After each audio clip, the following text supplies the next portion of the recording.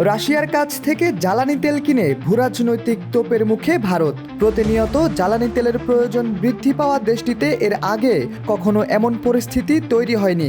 মার্কিন শুল্ক নীতির ফলে শেয়ার বাজারে ধস নামলেও রাশিয়ার প্রশ্নে দেশটি ছিল অটল। কিন্তু প্রশ্ন হলো, বাংলাদেশের প্রয়োজনীয় জ্বালানি তেলগুলো আসে কোত্থেকে?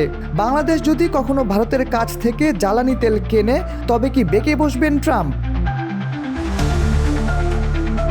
ভারতের কাছ থেকে জ্বালানি তেল কেনার নজির রয়েছে বাংলাদেশের। সরকার পতনের পরও বেশ কয়েকবার ভারতের কাছ থেকে জ্বালানি তেল কিনেছে।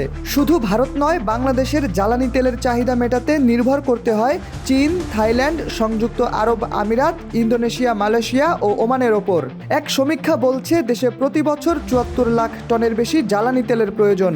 এই বিশাল প্রয়োজনের একটি বড় অংশ আসে সৌদি ও সংযুক্ত আরব আমিরাত থেকে। তবে ভারত থেকে তেল কেনার কথা এবছরের জানুয়ারির পর আর শোনা যায়নি।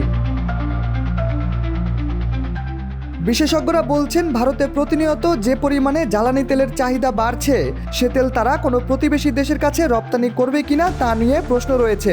তবে বাংলাদেশ পেট্রোলিয়াম কর্পোরেশন বিপিসি বলছে, চলতি বছরের জানুয়ারির দিকে ভারতের কাছ থেকে যে তেল কেনার কথা ছিল, সেগুলো এবছরের ডিসেম্বরের মধ্যে আমদানি করা হবে।